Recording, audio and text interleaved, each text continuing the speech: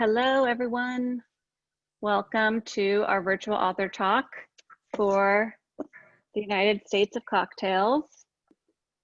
I'm just going to take a minute and let people join in. If you want to let us know where you're joining in from, or maybe what you're drinking as you watch this cocktail chat, let us know in the chat feature. And I am going to actually put a link to the book.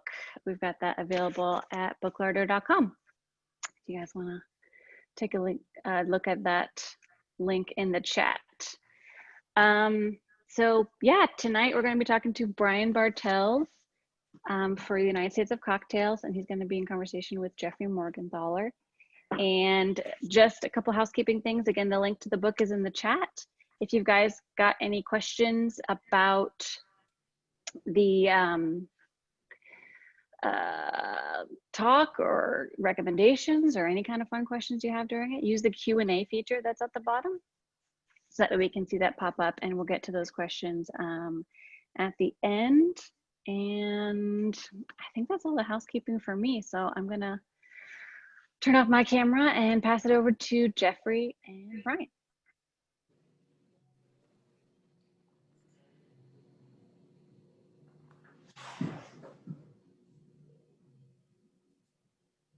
Hello? Brian. Hi. Hi. How's it going? Good, buddy. How are you? I'm good. What are you drinking? I'm having a San Pellegrino Morello cherry and pomegranate soda, buddy. Nice. It's like a White Claw. It's like a White Claw can, but it's full of. It's a very White Claw. Yeah, it's White Claw shaped. So. Yeah. That's the new shape of packaging. Have you ever had White Claw? Yeah, I had my first one. I don't know, a month ago or something like that. My sister recommended the mango flavor, so somebody had some mango in the fridge, and I had it, and it's fine. Yeah, got it. I've had one. I've had the black cherry, and it's kind of a cheeky thing to say, but yeah, when we put on our menu. When we opened Settle Down just 3.5 months ago, when I moved to Wisconsin, when I moved to Madison, as you know, I'm from Wisconsin, there was a newfound revelation because nobody in New York asks for White Claw. Yeah, right. But people drink White Claw in New York. People drink White Claw at the bodegas and like the street markets and whatnot. So White Claw is very popular in New York. It's just at our restaurants, nobody ordered them at our restaurants. So, but when I got back to Wisconsin, a lot of my friends were like, yeah, people drink White Claw here, and people drink White Claw in the bars. So you have to have some version of White Claw. Yeah. So we were very cheeky when we opened Settle Down, and one of the first drinks we put on the menu was a draft cocktail called Do You Guys Have White Claw? So we just created a White Claw on our terms, and we actually used 44 North Huckleberry vodka. Yeah, it's really good. Yeah, it's great. Like literally that on the rocks is good to sip on, and that with like in a White Claw form is a totally legitimate thing to do. So yeah, teaspoon of 2 to 1 and 4 ounces of water, and you're all set. Yeah. Oh yeah. How are you doing out there in Oregon? Pretty good, man. We just got back from Montana. In fact, I brought my book with me, but we were too far away from the places that you recommend. I've even got it bookmarked to the Montana, but we were too far, and we certainly weren't going to go inside any bars where we were. And so, but I thought of you. Oh, good. Thank you.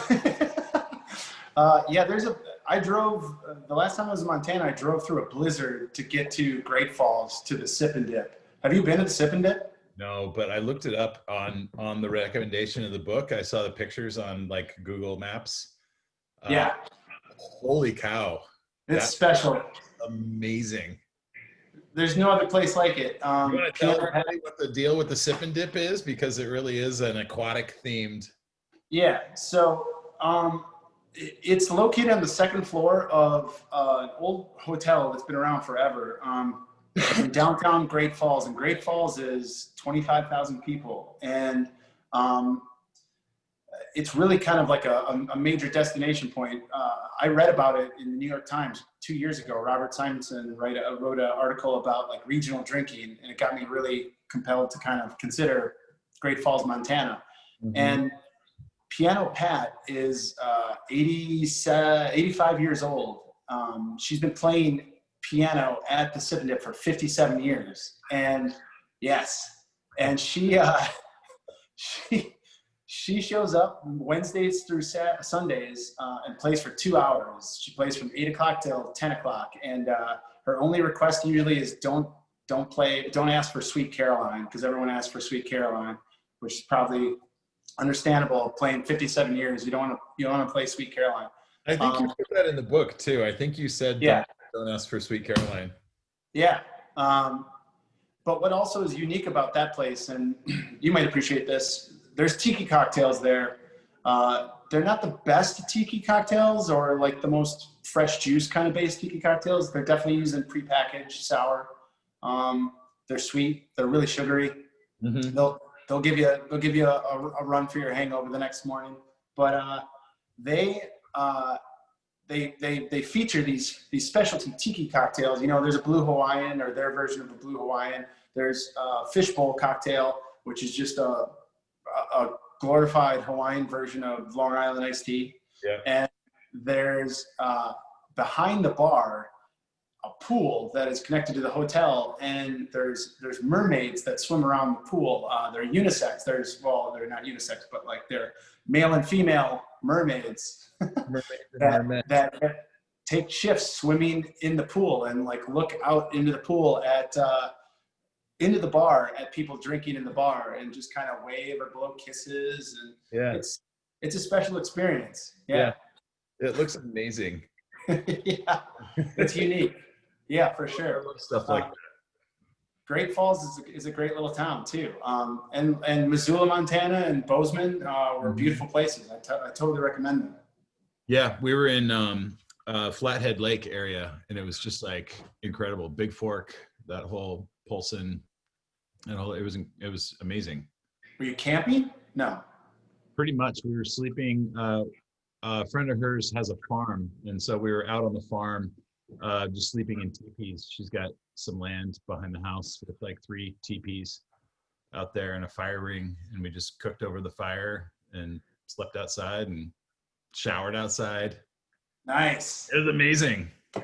My business partner, we were closed on Sunday night and Monday night, and he went camping about a half hour away, and he had raccoons trying to come into his tent. Yeah, we had raccoons. We had coyotes howling like maybe a quarter mile away, and then we saw some bear tracks and bear poop. Damn. Our walk. Yeah. Nature. I'm not that. They don't have that in New York, do they? No. There's Catskills. You got the Catskills. There's a lot of black bears up in the Catskills. Yeah. But there's actually a coyote spotted in Central Park a couple of years ago. So, which is wild. But that wasn't a coyote. That was just a guy in a dog costume. It was biting people. Peeing on stuff. That wasn't a real coyote. Yeah, man. Say that again. You want to talk about the book? Sure. Let's talk about the book. All right. Let's talk about the book. Yeah. United States Cocktails. Yeah. I mean, what a great idea. Terrible timing. Really awful timing on your part. I mean. Yes. Thank you. I was going for the greatest obstacles in the whole world about basically what could I present myself as the greatest challenge of publishing a book and opening a tavern and just like trying to be a human being and live in a global pandemic and just make it fun. Just make it fun again. I don't know if you know this, but this is a terrible time for a travel book, Brian. Yeah, it's a horrible, horrible time. I don't know what you were thinking. I got some mountains to climb in front of me here, man. But I can't go too far on those mountains. That's the truth. Well, I think it's a sort of book that like I mean, I certainly am looking at it and thinking, I can't wait till this is all over and I can hop in the car or hop on a plane or whatever and drive around and check some of these places out, particularly the like, I love the little like small town, because you really got in there deep. It's not just a book that's like, go to Death and Company, go to Clyde Common. Yeah. It's Yeah. like you went off the beaten trail, which is like what I want from that book is I want to go to small towns and check out those little, the places like the mermaids swimming up in the bar, and the I don't know if you have it in there, but the place where you drink with the toe. What's that? Yeah, man, the sour toe cocktail in Alaska. Yeah, in Dawson City. People drink with really weird, curious behaviors in certain parts of the country. I don't think I asked you this. I did ask you this maybe, but way back when we were talking about, when I sent you that just kind of the questionnaire, which is a really long questionnaire, and for people who are listening in who may have also been privy to that questionnaire, I sent out like 20 questions to all of these bar professionals and people I respect in the industry to get a perspective of where they grew up and their drinking styles and how it kind of evolved into where we are today, or where they are today. And I got some amazing answers. A lot of them are in the book and are just as much a part of the book as my voice in total respect. And I loved hearing about like all these funky things from like different places across the country. And I know you especially thought that the unique drinking traditions of Wisconsin were something that stood out to you. But I was curious about Eugene. Like, I hear so many great things about Eugene, and I know it's a college town, obviously, but like, are there, apart from Zammer time, are there other drinking traditions? There's Zammer time everywhere, by the way. I don't know if you see that. I was trying to read that backwards, and I was like, oh, it says Zammer time. This is Zammer time. Zammer is not really a citywide thing. That was just like a me and my friends thing. For those who don't know, a Zammer was just a warm shot of vodka taken in the middle of a shift, on a particularly busy night. There you go. Are you having Zammers? It's a mezcal Zammer.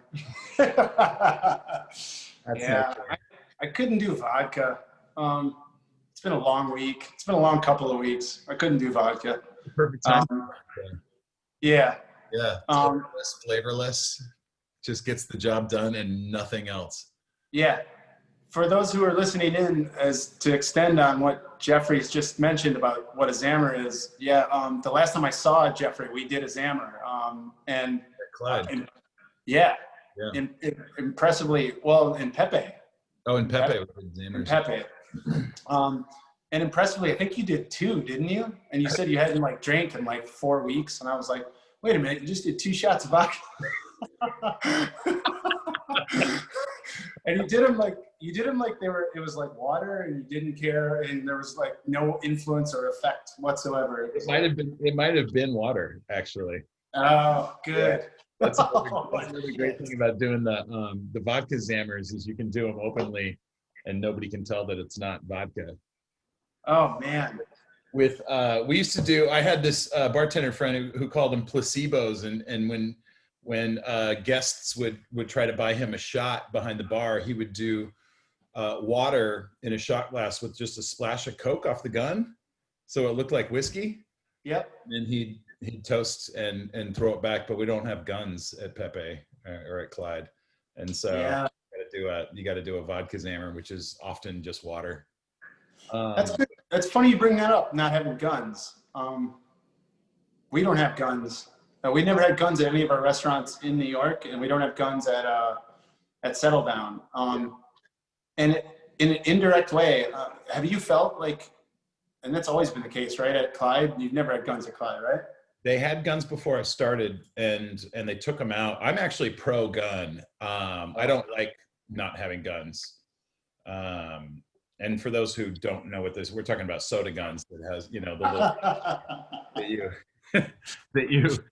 that you have behind the bar that's like Coke and soda water and tonic and everything. I'm really pro gun. I mean, it's much less wasteful, especially when you're doing bag and box. I mean, shipping glass bottles across the country or wherever of soda is pretty fucking wasteful. But we just don't have room for guns. Right. You know, I don't do bottles though. I did research on this a couple of years ago, and in cans, I'm a huge advocate for cans because it's 50% less carbon emissions. Just simply right off the bat, like Sure. you're saving on carbon emissions. You're saving on, I mean, like the light can't get in the bottle. The light can't get in the can and can affect the bottle, so it can change the integrity of the beverage like that. What the hell else? A can is 12 ounces. Those bottles usually are like 7 or 8 ounces, so you're getting more. They're cheaper. I like the airplane cans, man. The little 4 ounce, 5 ounce airplane cans. Airplane cans are great. Yes. Yeah. Yes. Yes. So are you drinking right now or no? Not really. No. I mean, I guess not right now, but I mean in general. Like usually you've been good about like being a little bit more health conscious, which is good. Yeah, I mean, we have a glass of wine with dinner every once in a while, Right. but no, we're not really drinking that much. You have to. I feel like during quarantine, you have to make very intentional decisions about whether you're gonna drink, because I know so many people, and it's happened to me, where you just kind of like accidentally drink because there's nothing to do. You're sitting around the house locked inside, and it's just too easy to like just drink, you know. And so very intentional, not drinking and getting out and doing exercise and doing everything I can to not just hole up in this house for 6 months and drain the liquor. Right. You know, which is why I love that you post two things. I don't think I've ever told you this, but I love that you post a lot of like cooking focused. I know you're way into baking, and I love that you celebrate that. And obviously it's cool to do this event with Book Larder. And thank you, Book Larder, for having us, obviously. But yeah, that you post those features. You know, one of my favorites was when you said you brought in staff food from something that you made, and they're all like, "Why are you giving this to us?" Yeah. Your response was, "Because I love you guys. Just shut the hell up. Yeah, Take the food." Yeah. But also because the fact that you love walking too, man. You started posting that stuff right when COVID was affecting all of us. And I mean, yeah, those health things are really important. I walk a ton because of we're open at Settle Down 5 days a week, and we have an outdoor patio. So I'm walking my butt off. And we have to haul all the furniture outside and inside on. I know it well. Yeah. At the beginning and end of every night. So like last week, I walked 45 miles just working, which is crazy in 5 days. But that's like 9 miles a shift, which is great. So I'm feeling good. But yeah, you're right. The pandemic can definitely make us feel a little bit off. I've had people tell me, you know, they can't go to obviously these bars in the book. And some restaurants have closed already, like bars or restaurants have closed. Is there anything in Portland that's like notable, that's like literally not reopening? Pepe is not reopening. Oh, Clyde has reopened. I'm trying to find the Oregon. Hopefully, I mean, with any luck, Huber's is going to reopen. Right. So I know you had that in there. Holman's might be closed. Right. I think I read that on the list. I don't know. I mean, it's also still too early to tell who's going to be open and who's going to be closed when all of this is over. I mean, it's just like there's a long road to go between now and when this is over. And I hear that a lot of places aren't going to make it. Yeah, a lot of people feel the same way, man. Yeah, you know, you obviously know from that Fedora post that Fedora closed, and two of our spots in New York. New York's having a really hard time, and I think you and I both were sharing last week. I don't even know what day it is, let alone the weeks. last week that we were both kind of like just struggling with just being exhausted, I think. Yeah. It's really exhausting. Yeah. It's really exhausting. Yeah. Especially when, I mean, in both of our position, like we both have to be kind of strong for a lot of people and kind of keep spirits up and keep everybody going. And after a while, that kind of sucks the life out of you. Yeah, it does. You know? Thank you for saying that. Thank you for saying that because, yeah, I don't think I've ever admitted that, but it's important to acknowledge it. And, and yeah, I mean, like Ruth Bader Ginsburg passed away in the middle of our shift on a Friday night. And half of my staff were females and half of the staff were just like, literally tears in their eyes. Like, I don't know what to do. One of my tables just told me that Ruth Bader Ginsburg just passed away. Yeah. And I was bartending, and they kind of mentioned it to me as though, like, you know, they were maybe they were leaning on me or just looking for some kind of like answer to like, or some just some kind of like bounce back to like get a perspective on things. And I was like, you guys,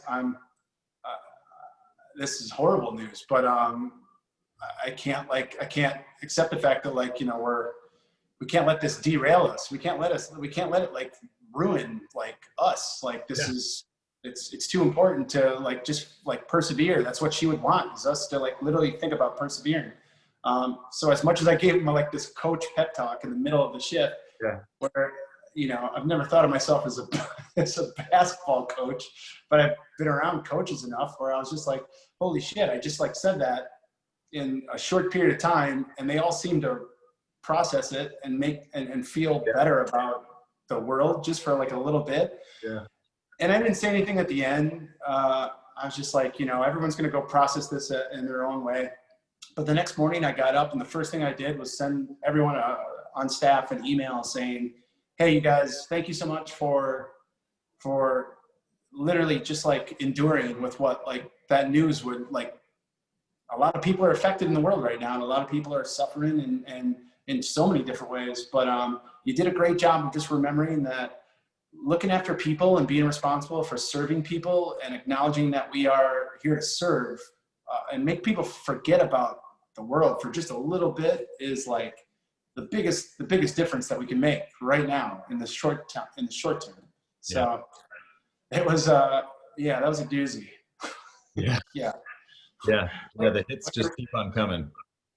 Yeah, man. I mean, there's no end to it. We're half block off the Capitol, and that's where all the protests are taking place, and people are marching, and people are looting some places on the other side of the Capitol. Like, we thankfully had plywood up on our windows for like 2 or 3 weeks on top of a global pandemic. Like, it's the most bizarre reality I think I've ever experienced. In Portland too. I mean, I don't know about you, but like I always this might actually be my fault, because I always, like, in a very cocky way, always said that, you know, there's nothing that can really affect the bar industry, because whether things are really good or things are really bad, people want to drink, right?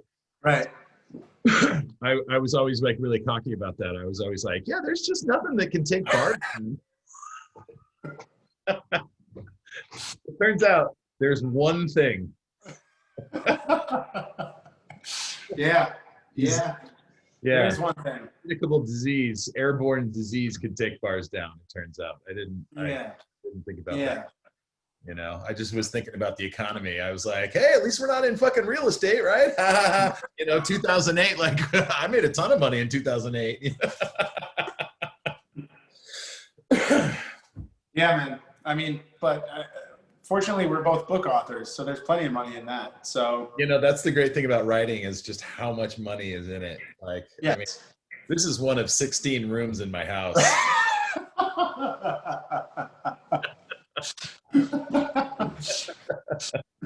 This is a mood board for my next 14 books. So literally, I'm kind of like just picking from here and there, and then I got the next 14 mapped out. There's just so much money in writing.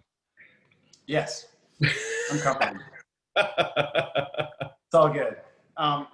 Yeah, but no, let's see, to go back to the book, speaking of writing, and I do love writing. I know you're a good writer. If you say you hate writing, you're a really good writer. I hope you write more, and I hope you're working on something new.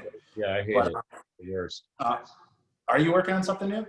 I was, but I was working on a pitch when this all started, and then I realized this is all so horrible and hard. The last thing I want to do is go through the book writing process right now because it's just so fucking miserable.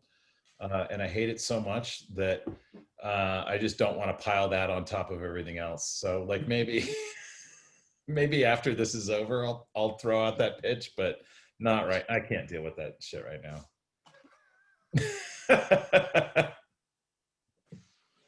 Well, there you go. There's my thoughts on writing. That's okay. Yeah, I've had a hard time writing myself in this climate, but opening a new restaurant and doing this book thing is also, or publishing this book. You know, the book was delayed. It was supposed to come out in May, but yeah, now we're here, and yes, it's just a weird reality, man. No day is normal. I can't expect to. Yeah. Listen, nobody wants to listen to that horse shit. You know, nobody wants to listen to you complain about. Why don't you tell me about like maybe 3 of your favorite crazy weird bars that you encountered on your trip? All right, let's do that. Yeah, because I'd rather hear about something nice than how bad COVID sucks. Let's do that. All right. What? Okay. Let me respond to that question with I guess 3 weirdest bars, right? That was what you said? Yeah, just favorites, fun, you know. Okay. I like to, there's so many and they're awesome for so many different reasons, but I like to kind of like spread it out. So I'll start in the South. One of the coolest things about writing the book was that it forced me to go to places I'd never been before in the country. And there's a lot of parts of the country that I've just never had a chance to visit. And the South is an example of that. I've never been to Arkansas. I've never been to Alabama. Tennessee. I was like in Tennessee, in Memphis when I was a little kid, just for like 3 days, but I don't remember it. Yeah. And Georgia, like all those states that kind of, yeah. And I got down there and I had an amazing time, kind of leapfrogging from city to city and state to state for like 5 days. I just did this whirlwind tour, met some amazing people, got to see Graceland, drove through like torrential downpour, like floods and whatnot, and made it to Birmingham, Alabama, and went to the Atomic Lounge, which many people said was like, and it got referenced as being, it definitely got like an annual James Beard nomination for best new bar, best cocktail bar in the country. And I kind of went in, you know, never been to Birmingham before. I really loved the city and the culture and the people, and found almost immediately it very welcoming and great. But like this bar was special. Like the Atomic Lounge it wasn't a big space, but like when I walked in, the door guy opened the door for me, even though it was really casual. It wasn't like a formal place at all. I was just like, whoa, door guy's opening the door for me. That's really cool. Walk in and it's just really kitschy. It's literally like being in, there's so many details to like the space itself. I can't even like capture it in a favorable way in a short period of time, but there's little knickknacks everywhere and really cool kind of fun elements wherever you look. And people sitting inside are wearing costumes, head to toe costumes, like Cookie Monster from Sesame Street, and a full shark costume, and a guy dressed in a whole banana costume. That was Halloween, Brian. That's it was 31st of October. That happens all over the country. That's not special. You would think so, but it was in the springtime.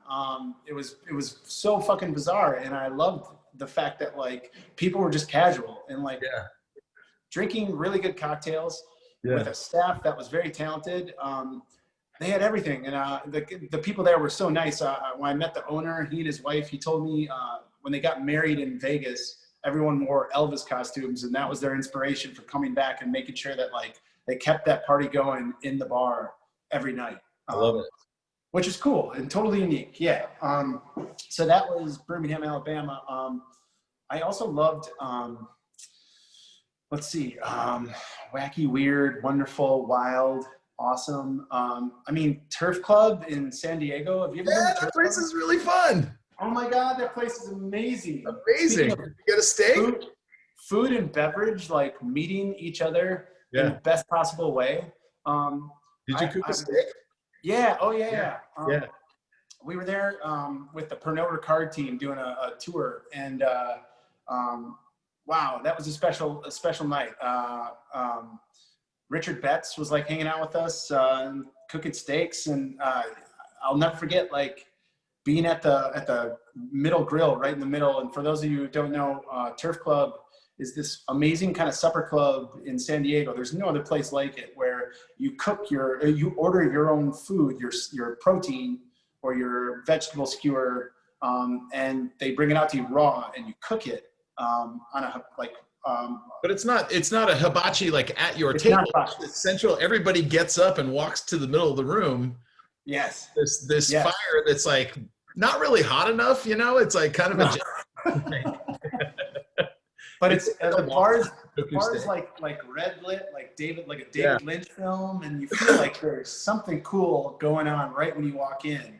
And you know, I was up there grilling my steak, and the person next to me was like, "Hey, we're drinking chartreuse. You want some chartreuse?" I was like, "I kind of feel like some chartreuse. Yeah, why not?"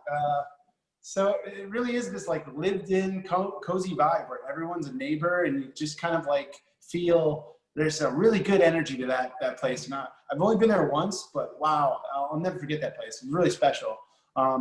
Really food and beverage. Yeah. And I guess, you know, Seattle, when I was able to bar hop with Murray Stenson for one night where he and I just like literally bar hopped. I was expecting him to be like out for like 2 drinks. And for those of you who don't know, Murray Stenson and Jeffrey was really great about like convincing me of this, and I knew it, but Murray Stenson's kind of like the godfather of cocktails in Seattle, Washington, and he is responsible for so many things, and a fantastic human being before he ever set foot, obviously, behind a bar. I think he's a genuinely amazing human being. Has a like steel trap memory, is a really fast bartender, has brought back classic cocktails that were pretty much all but disappeared, and is responsible for like the Last Word, for example, a cocktail that's on many menus across the country. And he's 70 years old now. He's been out of the picture for a little bit because he's had some health problems, but he was so kind enough to agree to meet me for an interview. And that interview, my one night in Seattle, became a bar hopping class through Murray Stenson's experience. He wanted to go to all of his favorite spots, but I had like my agenda too. And he doesn't like the new hip cocktail spots. Yeah. So he's kind of like, he's old school in the best possible way, in that he really respects people who are just providing good hospitality. He wants that first and foremost. And that nothing beats that. So he worked at a really famous bar called the Zigzag, which is right in the Pike Place Market, for about 12 years. And he's worked at a couple other spots in that vicinity.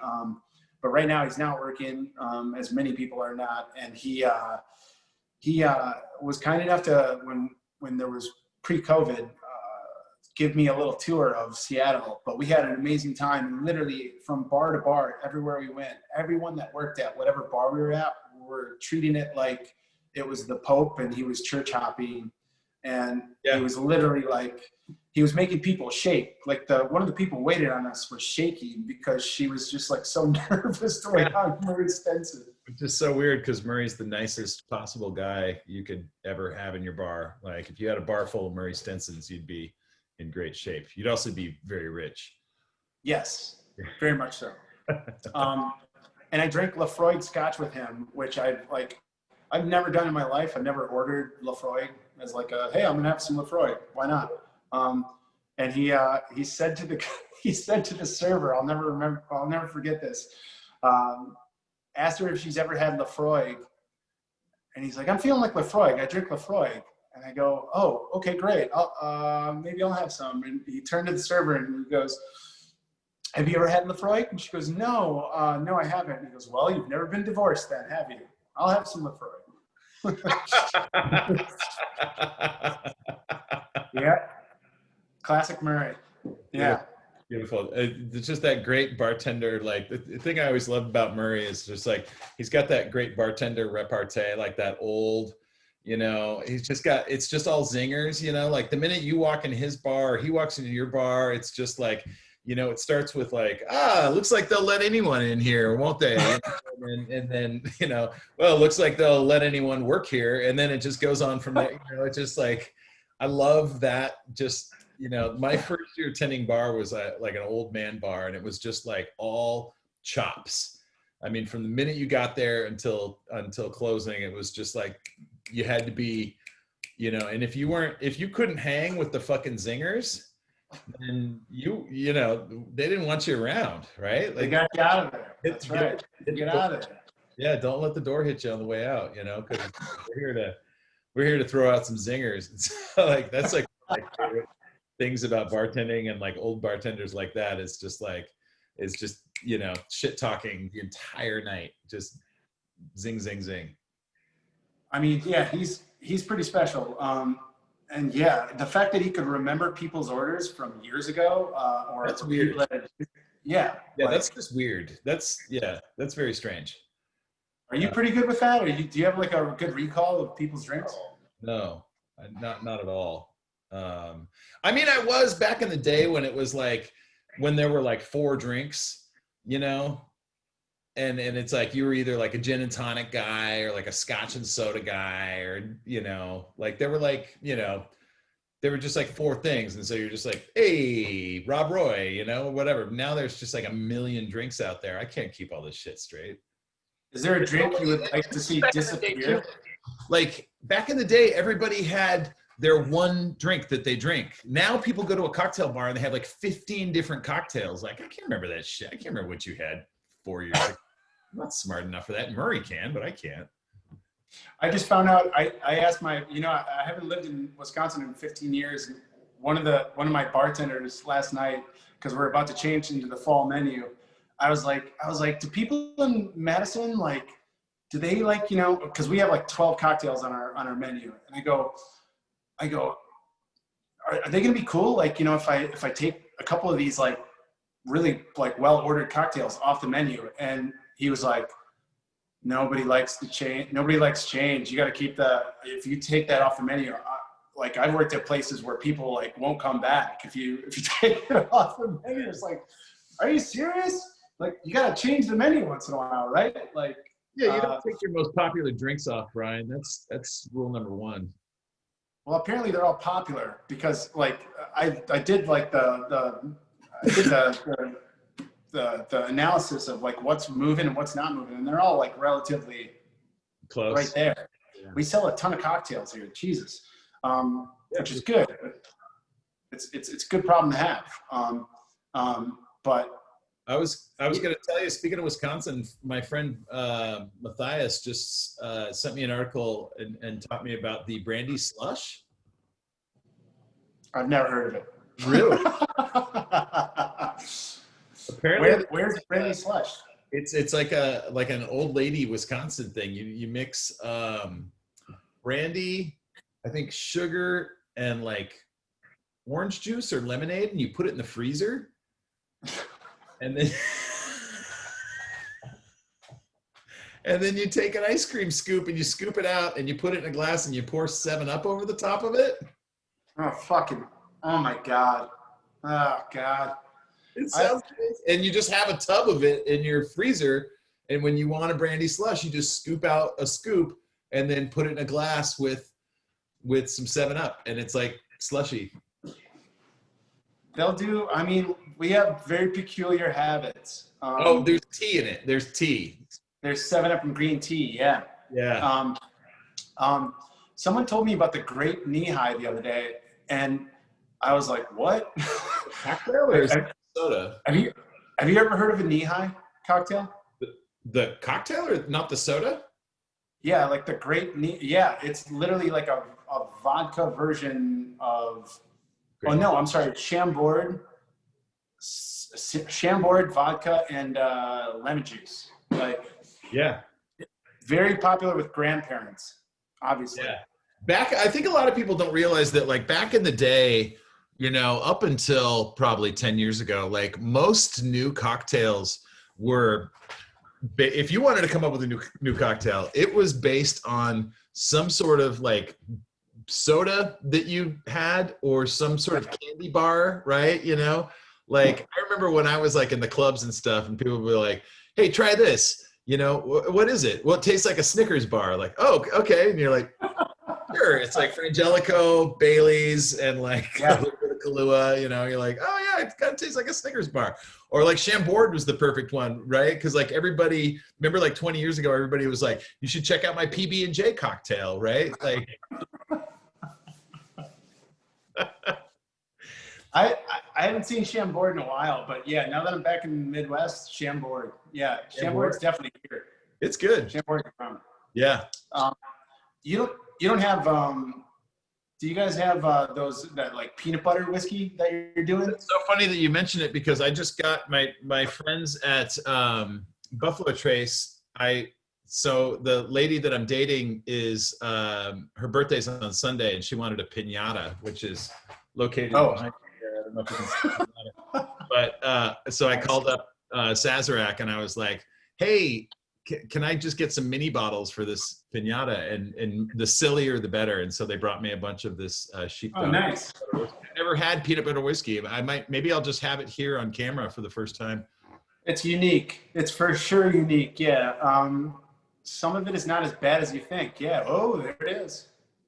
What if the bottles fall and collide, though? They're is that going to break? They're plastic. Oh, okay. I gotta tell you, it tastes exactly like I thought it was gonna taste. I'm a peanut butter guy. I love peanut butter. Me too. So this is great. That's why we're friends. Peanut butter. I give my staff all the time. I ask my staff totally obnoxious questions that, like, I'm just trying to get them to like participate in reality for a little bit once in a while. Yeah. And so I'll ask them shit like, if there's downtime during service, I'm like, hey, if there's an apocalypse, what's the first thing you're grabbing in a grocery store? Yeah. I'll throw stuff out like that. And the big one recently was, if your 5 fingers were sauces for like if you could dispense different sauces out of your 5 fingers, what are the sauces on your 5 fingers? What are your 5 sauces before we have to start thinking about what are your 5? I definitely like, I need mustard, some kind of mustard. If it's like brown mustard or a whole grain mustard, but that's going to be, that'll get clogged. So it's probably difficult, whole grain. Barbecue sauce of some sort, but that's like an open-ended, like, who the hell knows what kind of barbecue sauce? I'm gonna have to think about that. Chipotle Tabasco. I love Chipotle Tabasco. So like, that's my middle finger. Yeah. Oh boy. I think it changes all the time. It's not exactly the same every single time. I mean, olive oil and like aioli. Like, I want aioli too. Like, I want aioli. Mine for sure. I need flavor. I would go ketchup, aioli, like possibly ranch. Oh, ranch. Some people don't like ranch. Or blue cheese. I don't know, blue cheese, but that's more of a dressing. But I like to dip like stuff. No, that's fine. You can use it. You can use it for this. Dijon mustard. Yeah. Probably. Damn, it's not good for you, but soy sauce might need to be on my 5. Sriracha. Damn it. Yeah. Yeah, sriracha's good too. Yeah. Damn it. That's a good question. Fingers, maybe peanut butter whiskey would come out of the Peanut butter whiskey's on my 6th finger. Yeah, my Princess Bride 6th finger is peanut butter whiskey. Yes. That's my new favorite. That's fantastic. Are we doing, is it question time now? We don't really have any questions. We have one question, and it's from Nicole, and she says, "I'm going to Connecticut, New Hampshire, and Massachusetts in a few weeks, and this book is helping me plan some stops." That's not a question, but I'm glad that the book's helping. It is. Yeah. Yeah. Oh yeah. The 3 Google reviews have hopefully influenced people too. So hopefully, or 3 Amazon reviews. I'm sorry. I don't know how to work all that stuff, by the way. I'm terrible with like asking people to review. If you are listening in Book Larder universe, if you have nice things to say about the book, I think it helps the sales. But I'll do that. But I'll get in there and write a. Oh, that's very sweet.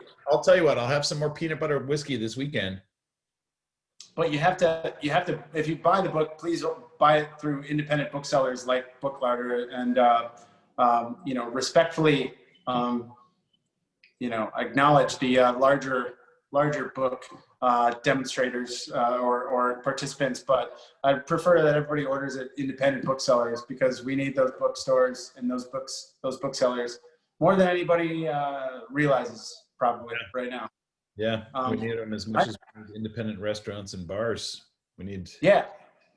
We're only going to be left with, if this keeps up, we're only going to be left. We're all going to be eating at Taco Bell and. I don't want to do that. I can't. I refuse that. I will literally. I'll not go. I haven't gone out to eat actually much at all. I mean, mind you, I've been distracted with Settle Down,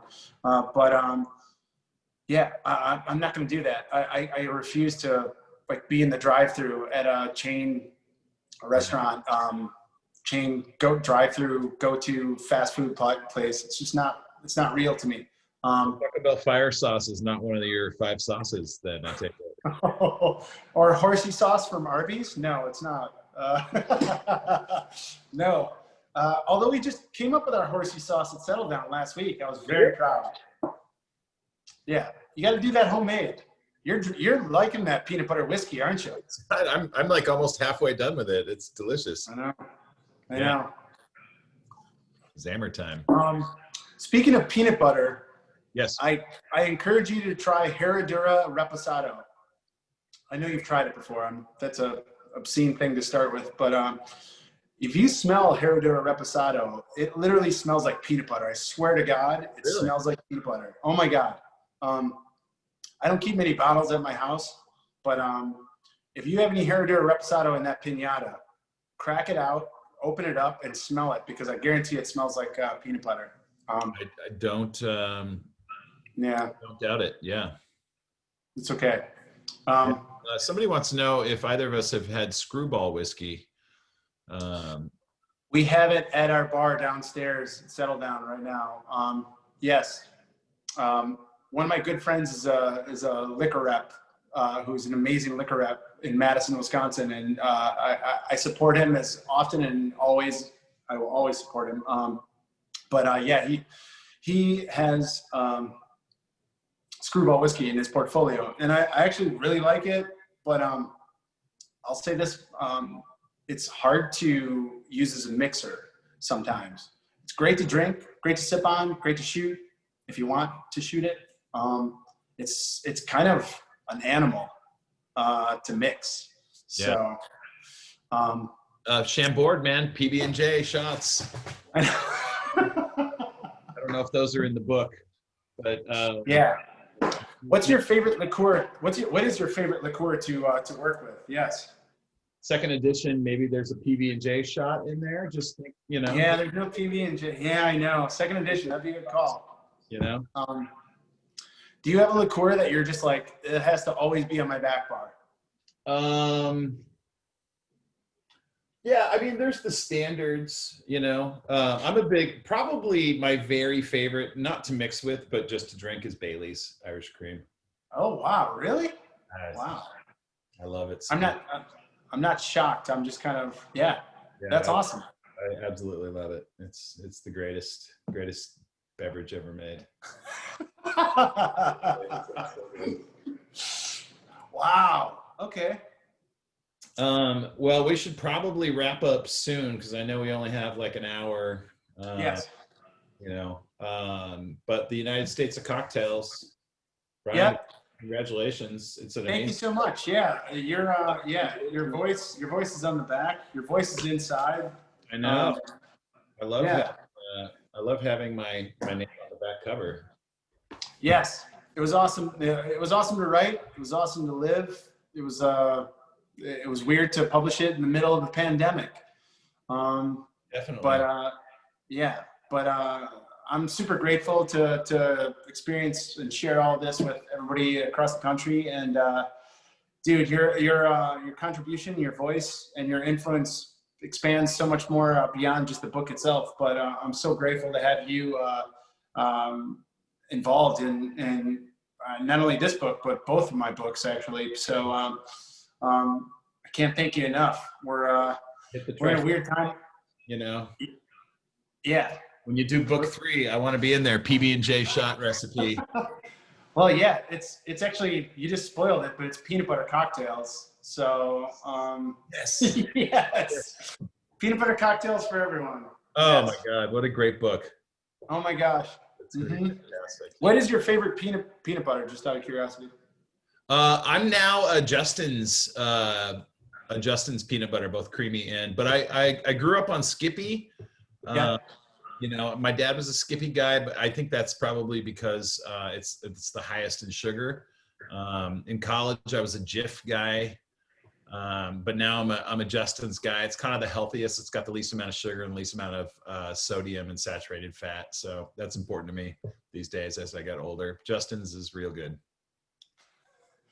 I'm with you, man. Natural peanut butter is definitely the way to go. What's your favorite off the shelf peanut butter? Skippy Natural. Oh, Skippy Natural is really good. Skippy Natural is really great. It's not super good for you, but it's delicious. Well, there's no hydrogenated fats in that. Right, but there's a ton of sugar and salt. Yeah, but Wiley Dufresne told me it's okay. So if Wiley Dufresne can tell me it's okay, it's okay. Like, he loves donuts and hot dogs. He's totally legitimately healthy. Yes. By the way, my sister just texted me and said, good job. Jeff seems like a really nice guy. Thanks, Brian's sister. That's awesome. That's validation right there. Yeah, that's awesome. Yeah, in with the Bartels family. Yep, big time. Thank you so much, Book Larder. Are we done? Like, yeah, we can be done. Can I ask one question though about the book? Yeah. I just want, like, looking through it during while you guys are talking, it looks like such a daunting project. Like, what made you think that you were able to take this on and accomplish this? I know that's like not for 2 months, but I would imagine. Give me a short version. I'm the youngest of 6 kids and 5 boys. So I've been told all my life that I'm no good. So this is your proving them that wrong. I can't do anything. I can't do anything smart enough, fast enough, or hard enough. So I just wanted to prove to my brothers that I wanted to get Son of the Year award again. So I think I got that this year. So all my brothers can just get second place. Nice. But no, mostly, I don't know. I'm from a small town, and I'm actively, like, in all sincerity, I'm really just curious about the rest of the way the world works. And I've always been that way. Just like, I want to learn more about the way people who come from somewhere else do things differently and how we're still connected as human beings. So yeah, that's it. Nice. It's very noble. Oh, thank you. To do it about cocktails too. All right, cool. Yeah. Well, if we have any other questions. Oh, sorry, smooth or cream, or I think smooth and cream is the same, but chunky or creamy peanut butter, somebody asks. That can be a last question. Yeah, smooth, right? Yeah, smooth. I go I actually always pick up one of each. I do. I like smooth on my PB&J, but I also like to, I like to do a spoon dip of the chunky and get a little texture in there. Dude, you cook, correct me if I'm wrong, but you cook when you get home from work, right? Like you'll cook yourself food at like 1 in the morning. I'm probably going to make shrimp and grits after this. Yeah, but like you'll finish a shift and go home and cook a meal, right? Yeah. Like after closing, right? Yeah. I mean, that's a book right there. You just wrote a new book, buddy. That's a new book right there. It's so much better than going out to bars and like drinking or just like sitting around. I mean, I like playing games, but yeah, I just love cooking. It helps me relax. I like to do things with my hands. Yep. You know. And photography. Jeff's a great photographer. Thanks, man. Yeah, definitely. Well, okay. Cool. Well, I guess we can close out unless anybody has any last minute peanut butter or sauce recommendations. But yeah, please buy United States of Cocktails. It's definitely good if you guys are doing cross-country road trips, which I'm going to do. So I'm definitely going to peruse this. Thank you, Brian. Thank you, Jeffrey. Thank you, guys. Thank you, book author. And yeah, we will have this up on YouTube, but you've watched it, so you probably don't need to see it. But we have our other author talks up on YouTube, so feel free to check those out. And have a good evening. Be safe, everybody. Thank you so much. Thank you. Thank you. Good night. Cheers.